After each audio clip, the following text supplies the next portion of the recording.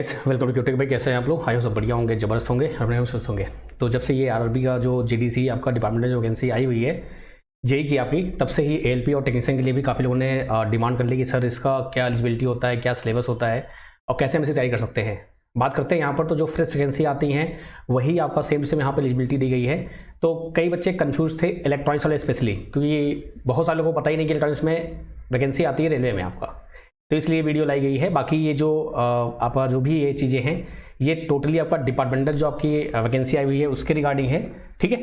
बाकी अगर इसको आप देखना चाहें देख सकते हैं। आपका सिलेबस क्या होता है, सिलेबस आपको डिक्टो सेम है, ठीक है। और ये इलेक्ट्रॉनिक्स वालों के लिए ही रहेगा, ओनली इलेक्ट्रॉनिक मैकेनिक वालों के लिए। चलिए बात करते हैं आपका सिलेबस, एजुकेशनल क्वालिफिकेशन क्या होनी चाहिए, पेपर पैटर्न कैसा आपका होता है और आपका स्ट्रेटजी। पैटर्न की बात करूँ तो पैटर्न में थोड़ा सा आपका चेंज रहता है, क्योंकि आपका जब फ्रेश वैकेंसी आई थी आपकी, जब 2018 में आई थी, तो वहाँ स्टेज 1 हुआ था, फिर आपका स्टेज 2 हुआ था। स्टेज 2 आपका हुआ था 21 जनवरी 2019 को, और आपका स्टेज 1 हुआ था अगस्त में आपका, ठीक है। और वो कई दिन चला था क्योंकि इसमें वैकेंसी आपकी काफ़ी ज़्यादा थी। तो यहाँ पर ऐसा स्टेज 1 नहीं है, सिर्फ आपका एक ही पेपर आपका है, तो बस ये थोड़ा ध्यान रखिएगा। तो यहाँ जो बात होने वाली है वो स्टेज 2 की बात होने वाली है। स्टेज 1 आपका प्योर नॉन टेक होता है, स्टेज 2 में आपका टेक नॉन टेक दोनों होता है। कैसे होता है वो हम बात करने वाले हैं, तो उससे आप कंफ्यूज मत होना जो फ्रेश वैकेंसी वाले हैं, ठीक है। अगर आप वीडियो देख रहे हैं तो, अगर नहीं देख रहे हैं तो कोई बात ही नहीं है, फिर तो आपके वीडियो अलग से आएंगी जब वैकेंसी आएगी। तो फिलहाल अभी आपका ये है जो डिपार्टमेंट वालों के लिए स्पेशली है, तो ध्यान रखिए इस चीज़ का, ठीक है। उससे पहले आगे बात करते हैं आपका, तो क्या होता है कि कई लोग कंफ्यूज रहते हैं, क्योंकि यहाँ पे जो हमारे ऐप में जो मॉडल है कोर्स का वो कुछ ऐसा है कि यहाँ पे मंथ वाइज होता है, क्योंकि कई बच्चों को 1 मंथ का, किसी को 3 मंथ का, किसी को 6 मंथ चाहिए होता है। तो इससे क्या होता है कि हर एक जो हमारे स्टूडेंट्स हैं या जो हमारे भी एस्पिरेंट्स हैं या जो भी हमारे तैयारी करने वाले हैं, उनका हर सबका इच्छा पूरा हो जाता है। तो इसलिए ये आपका 1 मंथ, 3 मंथ, 6 मंथ, 12 मंथ का ये प्लान कर रखा है आपका। ये 3000 जो लिखा होता है, इससे बच्चे काफ़ी कन्फ्यूज हो जाते हैं। ये कन्फ्यूजन नहीं है एक्चुअली, ये आपका हाईएस्ट प्राइस होता है उस कोर्स का। जैसे अभी आपका आरआरबी जेई का वो 4000 हाईएस्ट प्राइस है 1 ईयर का, लेकिन उसमें आपको 10% डिस्काउंट मिलता है, तो आपको 3600 का पड़ता है, वो 4000 नहीं 3600 का है। उसी प्रकार से आपका ये भी 3000 लिखा हुआ है, लेकिन आप न्यू 10 कोड लगाएंगे तो आपको 10% का ऑफ मिलेगा, 2700 आपको यहाँ पे मिल जाएगा पूरा कोर्स आपका। 1 मंथ आपका 1 ईयर का है, 6 मंथ का है, 3 मंथ का है। तो ये कोर्स सबके लिए ही उपयोगी रहेगा। देखिए यहाँ पे आप जब जाएंगे ना ऐप पर, तो आपका वहाँ पर 2 कोर्सेज रहेंगे आपका। यहाँ पे लिखा है ना एएलपी आपका लिखा हुआ है, तो यहीं पे आपको क्या करना है, क्लिक करना है और आपको यहाँ पे ज्वाइन कर लेना है। चलिए ये तो रही बात आपकी। आगे पहले बात करते हैं जो आपका मेन इंपॉर्टेंट बात है, ये तो आपका होता रहेगा आगे। तो आइए बात करते हैं। तो अभी जो वैकेंसीज अभी हाल ही में अनाउंस हुई हैं, ये सिर्फ और सिर्फ डिपार्टमेंटल है। मैं फिर से बोल रहा हूँ, ये फ्रेश वैकेंसी नहीं है, लेकिन ये सब एक संकेत दे रहे हैं कि हाँ आपकी फ्रेश वैकेंसी ही इसके होने बाद ही आपका स्टार्ट हो जाएगा। जैसे पिछली बार हुआ था, मैं आपको ये पहले से बता रहा था कि कई लोग बोल रहे थे कि सर अब आने वाली है, अब आने वाली है। मैंने कहा था कि आपका चुनाव से पहले ही आएगा, तो ऐसे पहले नहीं देंगे वो, और वही दौर चल रहा है आपका, ठीक है ये वाला। तो यहाँ पे अगर साउथ सेंट्रल रेलवे का आपका एससीआर का आ चुका है, आपका 813 वैकेंसी आपकी है एएलपी में। बात करूँ अगर नॉर्दर्न रेलवे में तो आपका कितना है, 169 आपका है। अगर बात करूँ मैं साउथ सदर्न रेलवे में आपका, तो कितना है आपका 234 है। और आपका वेस्टर्न रेलवे आपका मुंबई वही साइड में आपको कितना है 603 है। ऐसे ही आपकी जितनी आरआरबी है सब अपनी वैकेंसी निकालेंगी, तो सब में आपको ऑलमोस्ट अच्छी खासी पोस्टेज हैं। ये आपका बात रही पोस्ट की आपकी, ठीक है। आगे बात करते हैं। तो आपका जो मिनिमम एजुकेशनल क्वालिफिकेशन आपका है, ये सब के लिए होगा। फ्रेश वैकेंसी है उनके लिए भी है, जो डिपार्टमेंटल है उनके लिए भी है। आपका आईटीआई होना चाहिए, आपका इलेक्ट्रीशियन से, इलेक्ट्रॉनिक मैकेनिक से आपका, तो ये इंस्ट्रूमेंट मैकेनिक आपका हो गया। जितने भी आईटीआई वाले बच्चे हैं वो, फिर आपका क्या होना चाहिए, आपका 3 ईयर डिप्लोमा होना चाहिए आपका। देखिए मैकेनिकल, इलेक्ट्रिकल, इलेक्ट्रॉनिक्स देखिएगा ना, इलेक्ट्रॉनिक्स आपका। फिर आपका या तो अगर आईटीआई नहीं है, डिप्लोमा नहीं है, तो डिग्री वाले भी यहाँ पे एलिजिबल रहेंगे। तो यानी कि आईटीआई, बीटेक और आपका डिप्लोमा वाले तीनों ही एलिजिबल रहते हैं। और इलेक्ट्रॉनिक्स वाले देखिए यहाँ पे लिखा हुआ है, मैंने खुद नहीं लिखा है ये, ठीक है, एलिजिबल है। तो आप लोग थोड़ा खुश हो जाइएगा, कई लोग कन्फ्यूज रहते हैं, ठीक है। बात करते हैं। तो यहाँ पर उन्होंने बोल रखा है कि जो भी इलेक्ट्रॉनिक्स वाले, इंजीनियरिंग वाले स्टूडेंट्स हैं, जितने भी electronics and communication, tele communication, instrumentation, जितने भी आपके हैं, वो सभी electronic mechanic and mechanic radio TV आपका चुनेंगे। यानी कि ये इसके अंतर्गत आते हैं, क्योंकि आईटीआई में जो ब्रांचेज होती है थोड़ा अलग होती है, उनका नाम अलग होता है। जैसे आप बात करें तो इलेक्ट्रीशियन होता है आईटीआई में, डिप्लोमा बीटेक में इलेक्ट्रिकल होता है। वैसे यहाँ पे आपका इलेक्ट्रॉनिक मैकेनिक होता है, आपके डिप्लोमा में इलेक्ट्रॉनिक्स इंजीनियरिंग होता है, इलेक्ट्रॉनिक्स एंड कम्युनिकेशन, टेलीकम्युनिकेशन होता है, और आपका बीटेक में भी ऐसे ही होता है। लेकिन आईटीआई में थोड़ा सा जो ट्रेड का सिस्टम है थोड़ा अलग है, नाम बस चेंज कर देते हैं, बाकी सब कुछ सेम रहता है। आगे बात करते हैं। तो आपका जो प्रोसेस है, अगेन मैंने आपसे कहा ना कि यहाँ पे स्टेज 1 नहीं होगा, सीधे आपका स्टेज 2 है। और स्टेज 2 जो आपका हुआ था पिछली बार 21 जनवरी 2019 में, वो सेम ऐसा ही था, डिक्टो ऐसा था, कुछ भी चेंज आपका नहीं है उसमें। उसमें क्या होगा, आपका सीबीटी जो आपका है ये 2 आवर 30 मिनट का है, जिसमें part A part be together आपके हैं। बहुत ध्यान समझिएगा, बहुत गहरी बात है यहाँ पर है, ठीक है। पार्ट ए जो आपका है वो 90 मिनट का है, 100 क्वेश्चन आपके दिए हुए हैं। और इसमें जो क्राइटेरिया आपका है कि 40 मार्क्स आपको लाने ही लाने हैं अगर आप अनरिजर्व से हैं। ओबीसी 30%, SC ST आपका 30 और आपका ST 25% आपका। यानी कि आपको 100 में 40 तो लाने ही लाने हैं। अगर इससे कम आपको आता है तो वैसे आप बाहर हो, बाकी तो कट ऑफ की ज़्यादा आती है, I know, you know and very well. तो 90 मिनट में आपको 100 क्वेश्चन करने हैं, ठीक है। ये आपका पार्ट ए है। पार्ट ए और पार्ट बी साथ में होगा, उसका अलग नहीं है, याद रखिएगा इस चीज़ का, ठीक है। तो पार्ट ए का जो सिलेबस है वो जो आप पढ़ते हैं नॉर्मली, आपका जनरल जो चीज़ें पढ़ते हैं, साइंस वगैरह जो पढ़ते हैं आप, वो पूरा पढ़ेंगे आप। जैसे मैथ्स हो गया आपका, रीजनिंग हो गया आपका, बेसिक साइंस इंजीनियरिंग हो गया यहाँ पर आपका, और आपका जनरल अवेयरनेस। यहाँ पे याद रखिएगा थोड़ा सा उन्होंने जो बेसिक साइंस इंजीनियरिंग आपका दिया हुआ है, थोड़ा उन्होंने अच्छे से दिया हुआ है, यानी कि जनरली आप ये चीज़ करते नहीं है, पढ़ते नहीं है आप, तो ये आपका थोड़ा सा एक अच्छा खासा लेवल लेकर चलते हैं, ठीक है। तो इसको मैं आपको कराऊंगा, ये मेरा काम, मैं कराऊंगा आपको इसको अलग से, ठीक है। बाकी तो आपने पढ़ाई हुआ होगा, आपने भाई इतनी ज़बरदस्त तैयारी की है। अगर आप ग्रुप डी में हैं, अगर आप रेलवे में अगर आप जॉब कर रहे हैं, तो जाहिर सी बात है कि ऐसे ही आप नहीं पहुंच गए, आपके अंदर दम था तभी आप पहुंचे हो। अब ऐसा नहीं जिसका नहीं हुआ उसका दम नहीं है, बस कुछ किस्मत की बात होती है, बहुत सारी चीज़ें होती हैं, बहुत ज़्यादा फैक्टर काम करता है। बस हो सकता है कि आपने उतनी मेहनत की, जितनी मेहनत जो बच्चा सेलेक्शन किया उसको किया हो, तो ऐसा नहीं है कि हताश होना, निराश होना आपको। तो ये सिलेबस आपका सबके लिए रहता है, फ्रेश आएगा तो भी वही रहेगा आपका, और आपका ऐसा रहेगा तो भी आपका रहेगा, ठीक है। फ्रेश में अगर कुछ चेंज करेंगे, लेकिन चेंज करने की संभावना बहुत कम लग रही है, होगा भी नहीं, डोंट वरी अबाउट दैट, उसके लिए पढ़ा मत होइए, होगा भी देखा जाएगा, अभी तो फिलहाल जरूरत है नहीं उसकी। तो ये जो पार्ट आपका है इसको हम लोग कराएंगे क्योंकि भाई ये भी जरूरत है, क्योंकि यहाँ पे काफ़ी कुछ आप नहीं पढ़ते हैं। बाकी मैथ्स पढ़ लेते हैं आप, रीजनिंग पढ़ लेते हैं आप, जीके जैसा पढ़ लेते हैं हर जगह पे, लेकिन यहाँ पे जैसे ड्राइंग वाला पार्ट हो गया आपका, ये जो पार्ट आपके हैं ये सभी आप थोड़ा सा डिटेल में पढ़ना होता है। जनरली जो जनरल साइंस आपका होता है उसमें केमिस्ट्री, फिजिक्स और बायो आता है, लेकिन यहाँ पे कुछ अलग है। यहाँ पे केमिस्ट्री फिजिक्स बायो नहीं है आपका, यहाँ आपका इंजीनियरिंग ड्राइंग है, आपका फिजिक्स है, और आपका यहाँ पर ऑक्यूपेशनल सेफ्टी एंड हेल्थ आपका जो है, आपके ITI में पहला चैप्टर यही होता है। आपका एनवायरमेंट एजुकेशन है, आपका IT लिटरेसी है आपका। तो कहीं ना कहीं आपका ये पूरा जो है वो आपको थोड़ा कराना पड़ेगा, तो I will try to my best कि आपको मैं ये पूरा अच्छे से करा सकूँ, जो भी रहेगा, ठीक है। बात करते हैं पार्ट बी की। पार्ट बी आपका जो है ये भी बहुत इंपॉर्टेंट है। आपका 60 मिनट में आपको 75 क्वेश्चन करने हैं। इंपॉर्टेंट बात यहाँ पे ये है कि आपको 35%, यानी कि चाहे आप SC ST हो, चाहे आप OBC हो, चाहे आप जनरल हो, 35% क्वालिफाइंग मार्क्स जो आपका होता है 26.25 के राउंड, यानी कि 27।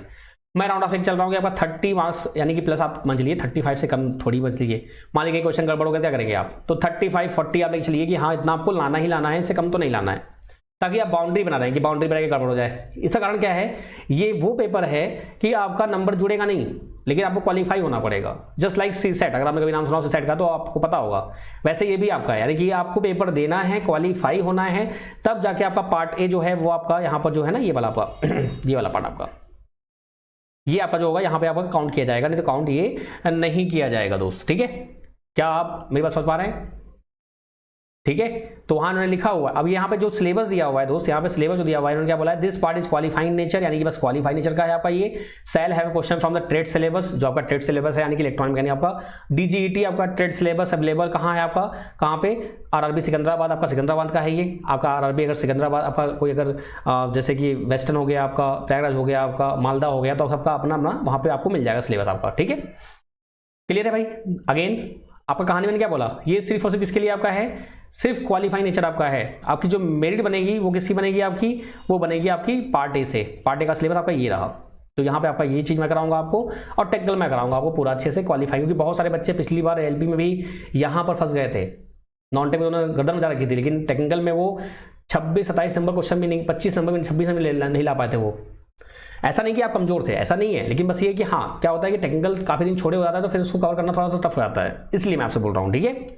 अच्छा एक बात और बताता हूँ, यहाँ पे इन्होंने देखो लिखा हुआ है, ठीक है, ये देखिए, the mark scored in part A alone shall be use for the shortlisting the content further process आपका, ठीक है। यानी कि जो पार्ट ए आपका होगा उसी से आपका कट ऑफ निकलेगा, यानी कि 100 में से ही कट ऑफ निकलेगा, 100 नंबर में से 50, 60, 70 जो भी रहेगा आपका वो निकलेगा।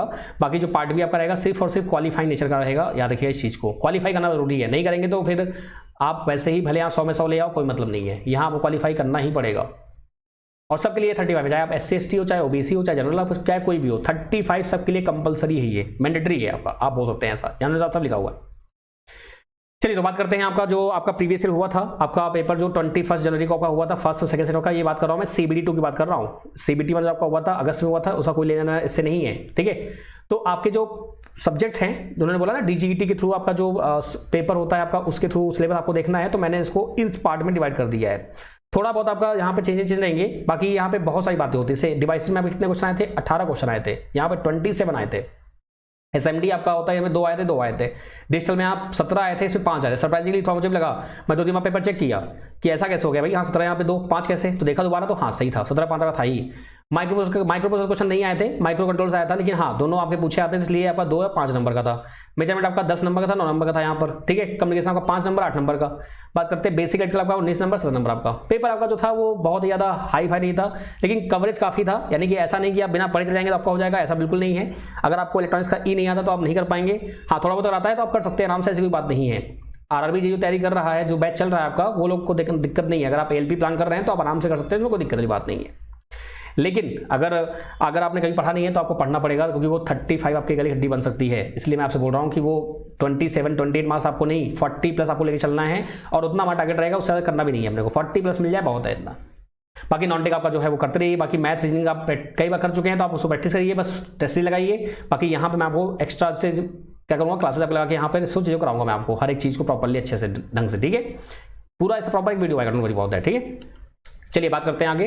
तो सिलेबस क्या आपका है भाई, ये मैंने उठाया है कहाँ से, आपका जो डीजीटी बोला गया है वहाँ से आपका। तो ये आपका है सेमेस्टर 1 का सिलेबस आपका दिया हुआ पूरा आपका ये रहा, फिर आपका सेमेस्टर 2 आपका ये रहा, फिर आपका सेमेस्टर 3 आपका ये रहा, और आपका सेमेस्टर 4 ये रहा, ठीक है। तो ये पूरा एसएमपीएस से क्वेश्चन भर के आए थे, एसएमपीएस क्वेश्चन भर के आए थे, सेल से क्वेश्चन भर के आए थे। सेल बैटरी आपका देखिए आप लिखा है ना, तो ये जो आपके अलग अलग इतने 10, 20, 8, 28 और 8, 36 ऐसे दिए हुए हैं, तो मैंने उनको सबको मिक्स कर दिया है, क्योंकि यहाँ पे देखिए कहीं ना कहीं आपका सबको उन्होंने अलग अलग किया हुआ है। अगर बात करूँ मैं आपका, देखो यहाँ पर ट्रांजिस्टर एम्पलीफायर, ट्रांजिस्टर आपका वेव सर्किट, ये सभी एक ही चैप्टर आपके होते हैं, तो उन्होंने अलग अलग कर दिया है।